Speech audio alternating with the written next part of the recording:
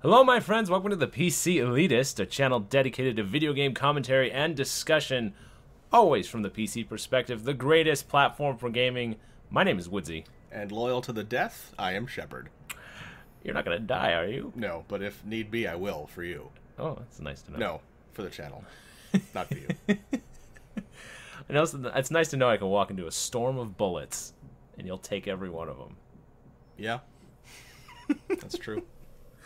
Our subject today is the consequences of dying. Death and taxes. Death, taxes, and the PC elitist. Someone mentioned that the real horror in video games is, I don't know how I'm phrasing this. The real horror in video games, and we don't want to... The way it was phrased was kind of, I think, a little narrow-minded, because there can be games that are horrifying that don't have this trait, but at least specifically talking about games that have this, real horror in video games lies in the consequences of dying. Right. So is a game scary because it's actually terrifying, or is it scary because if I die, this is going to be bad? Shit's going to go down. The first example that came up in that discussion was Minecraft. Yes. Minecraft has its own cartoonish scariness level. Yeah, it's not scary because of what it is. They're funny. It's right. Spiders that bounce. I mean, their interaction with the terrain is comical. Well, you know what? Frankly, when you're building a house at 2 a.m. and it's dark outside in the game too, and suddenly a spider appears and makes that horrible hissing sound and you have headphones on, yeah. You will jump out of your chair. Yeah, it's scary in the surprise factor, but it's not like I constantly have to be on the look. Like, typically you build a shelter around your shelter in which to, build at night if you're not an idiot. Right.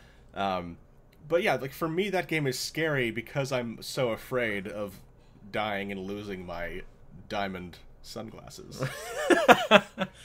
Well, yeah, the game is scary because of the potential loss you can have, especially with the creepers and like blow up. And if you're really far away from the spawn point. Right. I think, the fact that it's scary because of the loss of work you're putting into, yeah, that is scary. There's no getting around it. I don't want to lose all of my stuff. Yeah. But is it legitimate horror? Well, that's the thing. I think we're splitting hairs. Actually, no, we're not splitting hairs. We're making a distinction. We got to be careful not to blend everything into the category of scary. To lose all this, the idea of losing all this work is scary to me. The idea of being killed by a chainsaw zombie is scary. It's horror scary and daunting, frustrating, exasperating scary. So we don't want to blend the two, but I think it was interesting the way the idea was presented. I think what the guy meant was he was blending the two, basically, and I think that the distinction needs to be made. Because, yes, I'm scared of losing my stuff, but I'm not sitting there horrified like sometimes I am in Left 4 Dead. Right. Where it's, this guy's gonna, like, you die in Left 4 Dead, oh well, you come back when someone opens a door and lets you out. But I'm scared of turning the corner and there being a boomer sitting there, right, spewing his guts on me. Yeah. That's scary. I've heard this argument before that for a game to be scary, you kind of need more consequence for dying. And as far as I can remember, the scariest game I've ever played was System Shock 2. And not only did it have respawn points, you could save the game at any point in the game, as far as I can remember. You really didn't need them, and frankly, I don't think I ever used a respawn point. I think I would just load the game. But that game was scary, man. I mean, there was dread around every corner because the game was so psychologically scary. Mm-hmm. Amnesia, The Dark Descent. There's almost no consequence for dying that I could think of. Mm-hmm. You literally will spawn again. It's like, try again. But the game is scary because mm-hmm. of the atmosphere. The immersion of the game mm-hmm. is so scary.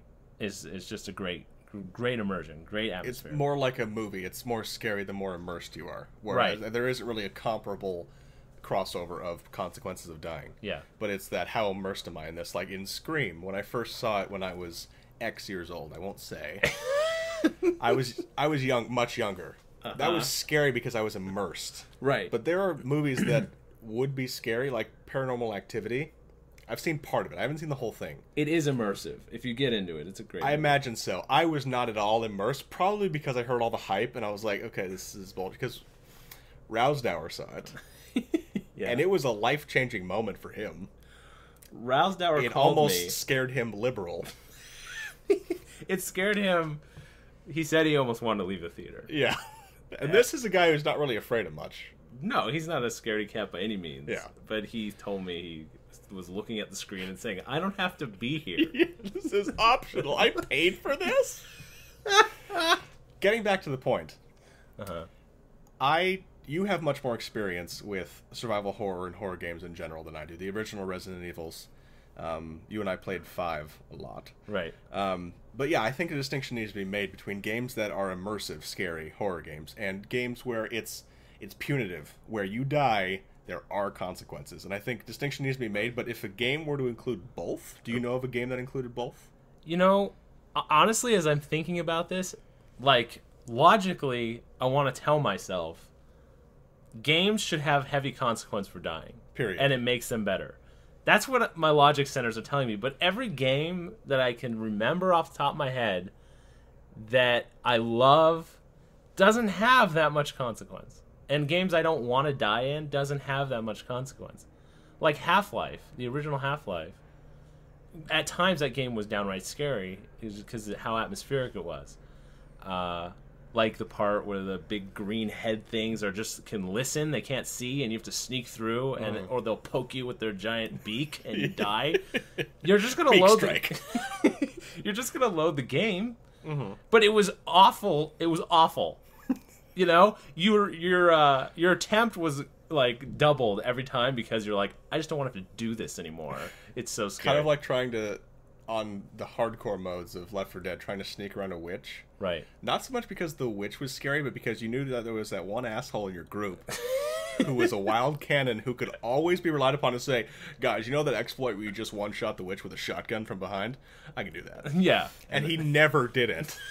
And let me tell you, I had witch nip. Like catnip, I had witch nip. Every time some idiot would freak out the witch, she would make a beeline for me. Do you know why? I know why that happened. Why? And I'm finally going to tell you. Okay. Okay? Is because 4 players. One guy sets off the witch. The witch wants to kill him, so it's chasing him. Yeah. You're the only one shooting at the witch while the other 2 are running. So as soon as the witch kills that guy, who do you think she's going after? I see a threat, I take it down. That's what I do. That's what I do. But that's what shepherds have always done, and that's what shepherds will always do. I come from a long line of doers. I would actually submit it to the community because I'm trying to think of games where I was punished heavily for dying. And you were immersed. And I was immersed, but that it added to the game. Like, it added to the horror. And I'm sitting here and I can't think of one.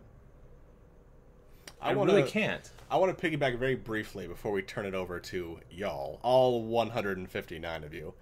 I want to mention something real quick. What you were saying about being able to save anywhere. And there's a game that comes to mind in particular, Hitman Blood Money, which at the time I played on the 360 because someone gave it to me. I asked for it from some friend for Christmas and gave it to me on a console. His mistake. But I played on the console, and basically the various difficulty settings. The easiest one, unlimited saves, and then it was as you go up in difficulty, you had 7 saves per mission, then 5, or 7, then 3, then 0, or something like that. The hardest mode, there were no saves, and I thought that's interesting that the more difficult it is, the more perfect you have to be. But at that point, especially with a game like Hitman, it was so formulaic where as long as you knew the 1 or 2 correct ways to do the mission, right, you didn't really worry about saves because it was like those idiots who try and pull off that perfect Tony Hawk combo. It's you either do it or you don't. It's kind of like Doodle Jump. You die. It's not. I don't have to worry about saving because unless you're playing halfway through, if you're a console gamer, you're at home. You're playing halfway through. Your mom says, "Stevie, dinner." Right. You pause it and then come back and play. You don't have to save. But in addition to opening up to you all, if you can think of a game that, as we said, both immerses you and is scary, but also punishes you for dying, and that element adds to the gameplay. How also do you feel about save mechanics in games? whether or not you're allowed to save, how often you're allowed to save, auto save checkpoints and levels. Right. How do those factor into your gameplay experience? Do you notice them? Because for me, a game I enjoy is a game where I don't notice that a save is going on, particularly like a loading screen or something like that. Right. I have something to submit. You always do. I just sitting here thinking about it. When it's a single player game, I almost find that I want to be able to save when I want. And whether the game is immersive or not, that's on the game. And if it's scary, it's scary. Mm-hmm. In multiplayer games, I generally favor heavier consequence for dying. And I would say that that's the cause of that is when it's multiplayer, it's competitive. And I want, when I do well, I get further than the next guy because I'm doing well. And if you do bad and you die a lot, then you need heavier consequence. I don't like Battlefield servers where there's like almost no spawn, like no respawn clock. Yeah. If it's a 12-second clock, I'm happy with it. I like it. You have to sit there and wallow in the disgust of being killed. I just don't mind it, Yeah. Like if that's the punishment from dying, I just better not die. Yeah, that's a good point. But honestly, I'm racking my brain for a single player game that punished me heavily for dying, and I can't think of one. Here's a point I'll make real quick, just to tie the two things we've been talking about together, in case you're thinking that they're not necessarily linked. Isn't the save mechanic of a game very important in determining how punitive the consequences are for dying? Isn't part of me saying, I really don't want to die here, couldn't that be partly or greatly dependent on, I don't want to die here because I haven't saved in a while, or I haven't reached a checkpoint yet? Whether or not you know where that checkpoint is, it's, I know there was an autosave 25 minutes ago, right, and I went through all this shit to get where I am now. I haven't seen an autosave, I clearly haven't beaten the checkpoint, it's probably after this scary-ass room I'm in. Right. I think that could be part of it. So I guess, as we've, I don't want to ask the question too many times, but are save mechanics, do they play a part for you in games that you guys have experienced? And again, if you can think of a game that meets the two criteria we've talked about, let us know so we can go play it. Until Battlefield 3 comes out. What's the criteria? Heavy punishment. Heavy consequences for dying, and that has to add to gameplay. It can't just be an annoyance or gimmicky. And immersive gameplay that pulls you in and you feel vested in the horror. Well, that's common. I know. We put it to you, loyal subjects. What do you think? My name is Woodsie. My name is Shepard. This is the PC Elitist, signing out.